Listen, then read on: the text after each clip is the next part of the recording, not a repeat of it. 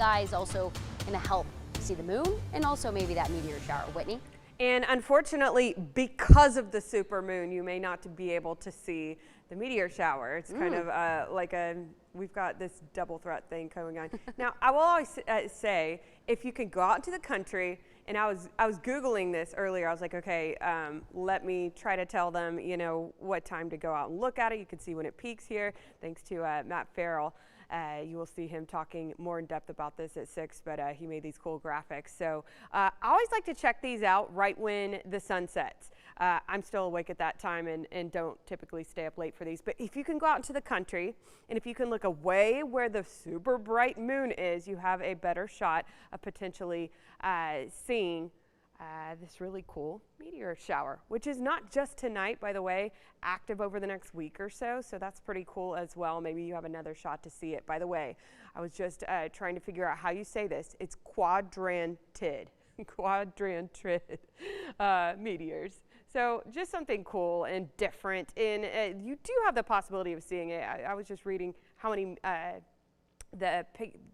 that you might be able to see in the sky, and it's not 1 or 2. It's going to be a lot, so you still have a chance of seeing it. But again, it's that super bright moon that is also going to be really cool to see. I will say, a couple of nights ago, I did see it. I can't remember what I was doing, but it already looked bigger, so it's going to be really cool to see tonight.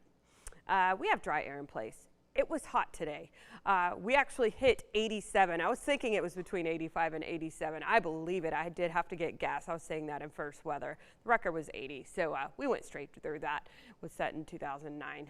Everybody was well above 80 degrees. In fact, it's 5:15 right now, and we're still over 80 degrees, a great majority of the viewing area. It's 84 in Cameron right now, 83 in Waco, 79 right now in Goldthwaite. Under clear of conditions, you see this blue line right here up near DFW. Front slowed down a little bit between this morning when I first got to work and right now, but eventually we do have a little bit cooler of air in place. It's going to be nothing like the front that we saw about a week ago where we saw this massive temperature drop, but it is going to be slightly cooler. At least we won't be in the upper 80s over the weekend. A little bit unusual for this time of year. You can see nationwide, lots of people catching flights up near Omaha. They've got some snow. Looks like quite a bit of rainfall well off to our east. Other than that, calm and quiet. Again, if you're just tuning in, it was very warm this afternoon. Most of us broke 85 degrees. Front is going to cool us down slightly. We've got very dry air in place. I will also mention, even if your county's not under a burn ban, probably not the best time to be burning brush. It was also quite windy throughout the day today, still is. Overnight low is going to be upper 40s, lower 50s for the most part, so slightly cooler than what we woke up to earlier this morning when we wake up Saturday morning. Mention the winds, so let's go over the next couple of days. Winds were out of the west today, gonna start to calm down if you have dinner plans, something like that. Probably less compared to what we saw throughout the day when we were seeing these 25-mile-an-hour gusts, more like 15 here in the coming hours. We wake up tomorrow morning, winds are out of the north, dry air in place. This is a dry front, by the way. And you can see we could have some 20-mile-an-hour gusts.